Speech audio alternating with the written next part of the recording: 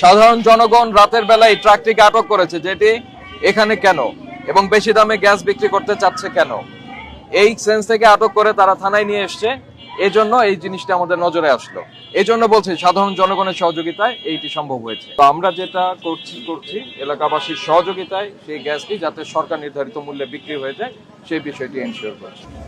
আপনারা অবগত আছেন যে সারা দেশব্যাপী যে এলপিজি গ্যাস সিলিন্ডার গ্যাসের সংকট চলছে। তো এরই মধ্যে আমরা কামরাঙ্গীর চর থেকে একটা ইনফরমেশন পেয়েছি যে স্থানীয় জনগণ তারা কিছু গ্যাস আটক করেছে, যে গ্যাসটা সরকার নির্ধারিত মূল্যের অনেক বেশি মূল্যে বিক্রির জন্য অফার করা হয়েছিল। তো আমরা আমাদের নিয়মিত বাজার তদারকির অংশ হিসাবে আজকে কামরাঙ্গীর চর এসে এই বিষয়টিকে আমরা দেখলাম।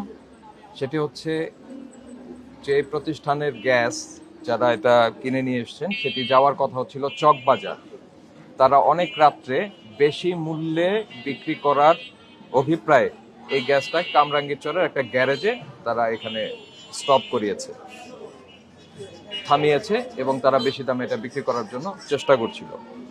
তো আমরা এই জন্য এই প্রতিষ্ঠানের যিনি কর্ণধার তাকে আমরা একটা ভোক্তা অধিকার আইনে ফাইন করেছি এবং তার কাছে থাকা ৭৬টি গ্যাস সরকার নির্ধারিত মূল্যে এই কামরাঙ্গীর চরেই বিক্রি করে দেওয়ার ব্যবস্থা করছি। এটা স্থানীয় জনগণ এবং কামরাঙ্গীর চর থানার পুলিশের সহযোগিতায় এই বিষয়টি আমরা অপারেট করছি।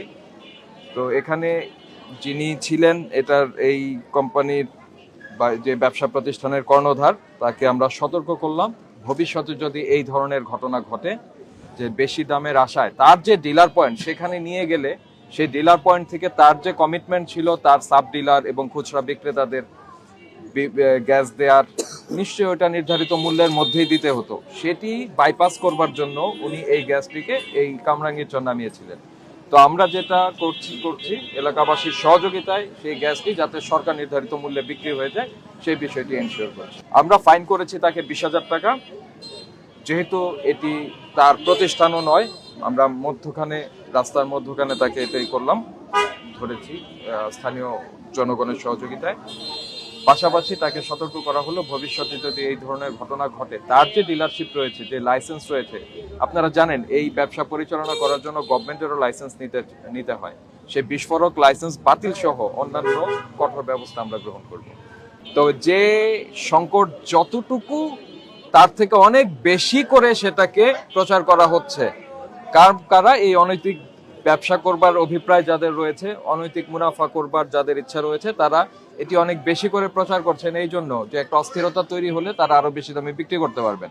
কিন্তু আমরা দেখতে পাচ্ছি যে গ্যাস যে পরিমাণ হওয়ার কথা তার থেকে খুব বেশি ডিফারেন্স হচ্ছে তা না, মূল্যের না, আমি বলছি সাপ্লাইয়ে, কিন্তু তারা বিভিন্নভাবে অনৈতিকভাবে স্টক করে ফেলছেন। সাধারণ জনগণ রাতের বেলায় এই ট্রাকটিকে আটক করেছে, যেটি এখানে কেন এবং বেশি দামে গ্যাস বিক্রি করতে চাচ্ছে কেন, এই সেন্স থেকে আটক করে তারা থানায় নিয়ে এসছে।